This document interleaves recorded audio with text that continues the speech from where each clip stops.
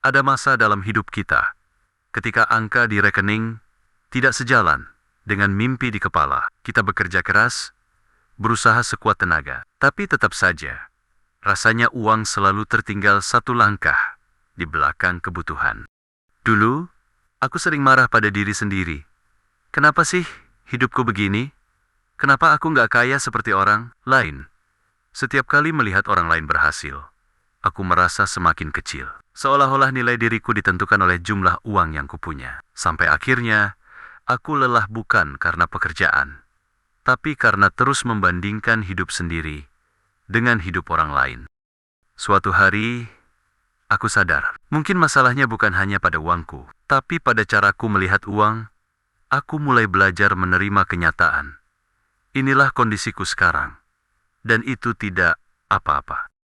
Bukan berarti pasrah, bukan berarti berhenti berusaha, tapi berhenti membenci diri sendiri hanya karena belum sampai di titik yang kuinginkan.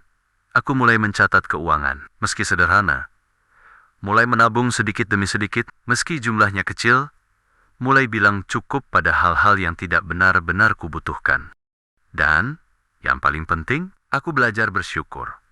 Bersyukur masih punya tenaga untuk bekerja, masih punya keluarga dan teman untuk berbagi cerita, masih punya harapan untuk masa depan.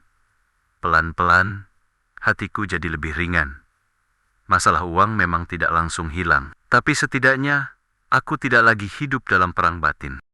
Berdamai dengan kondisi finansial bukan berarti menyerah pada keadaan, tapi menerima titik awal kita, lalu melangkah dengan tenang, satu langkah kecil setiap hari.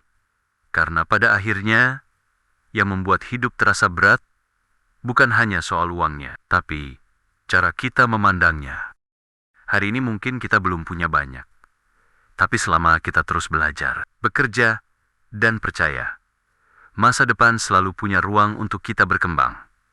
Dan ingat, nilai dirimu jauh lebih besar dari sekadar angka di rekening.